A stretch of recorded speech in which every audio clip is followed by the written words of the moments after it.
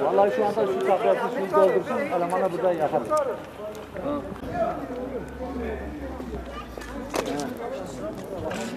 Doğru. Bu yönetim değil. Onu bana deme. Yönetim değil. Bizi sakmaktır. Sadece bizi sakmak.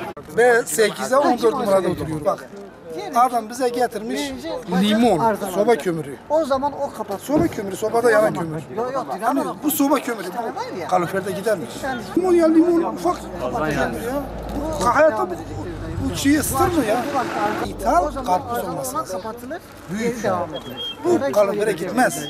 İkincisi, bunlar yönetim nereden geldi? Hiç kimseye bir bilgi verilmedi. Kimseye bir şey söylemedi. Kendi kafalarına göre aidatı hesaplamışlar. Kömürü kendi kafalarına göre, gideri kendi kafasına göre.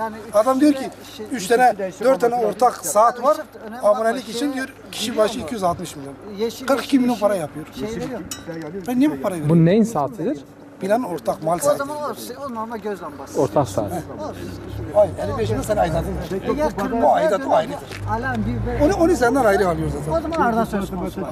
Bir kalorifeci 3 tane bloka bakıyor, adama verdiği 9 lira maaş veriyor.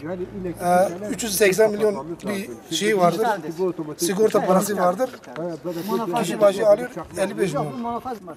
Ne zaman çalışma yapar? Ne zaman 3 binanın aldığınız bir para tanesi arıza verir. 3 Arıza milyar Yani ben şunu söyleyeyim abi. 3 binadan. Tabii 3 milyar 600 milyon para yapar. Aidat alıyor abi. bire 4 abi. Kalorifeci parasıdır. Ve bu Başka ne var? Bir ortak elektrik var ya, asansördür, yani Kazandares'in elektrik parasıdır. bak Bir de bina temizliğidir. 8'de yaptım. Abi Buna su kişi basınç başı yapmıyor, su aylık gelmiyor 55 milyon. 3 yani bir binayı hesapladığın zaman 3 binayı hesapladığın zaman 3 milyar 960 milyon para yapıyor. Bir kalorifeci bakıyor, bir de ortak elektrik. Yani biz artık yetkililer mi buraya ilgileniyor, devlet mi ilgileniyor, kim ilgileniyorsa bir şekilde bu insanlar buraya gelmiş saklamak için değil. Bu insan burada bir almış, TOKİ'nin hakkı yok. Bizim burayı bizi satmışlar yani. Sözleşme yapılmış, bizi satmışlar. Kimsenin hakkı yok. Biz yönetemiyoruz. Biz kendimizi yönetemiyoruz. Yarın diyecekler ki kendi evin içindeki şeyde biz karışalım. Böyle saçmalık olmaz abi. Gerekiyorsa kardeşim. Ben kendi cebimde avukat tutacağım. Bunun peşini bırakmayacağım. Kimse gelip burada kendi şey gibi burada at süremeyecek. Abi bak ben 2 yıl yukarıda oturdum. Yukarı Tökü'de oturdum. Muhtarım da oradadır. Her binanın kendi yönetimi vardı.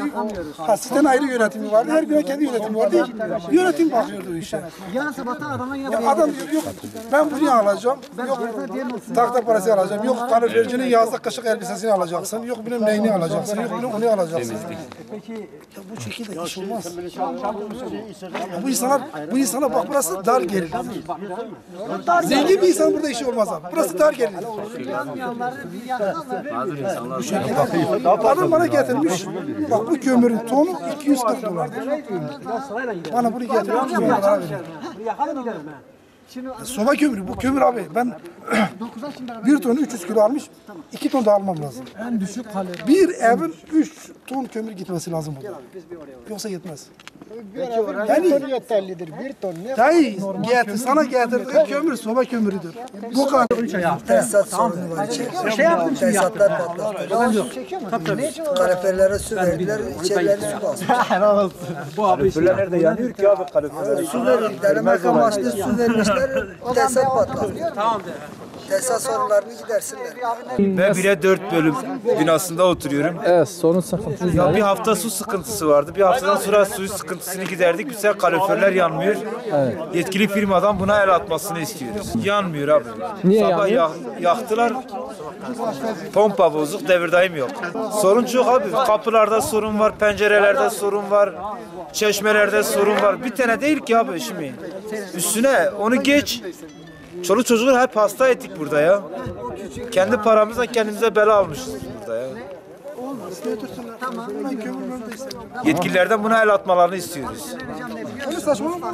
Soba kömürü. Otomatik var iş yakın.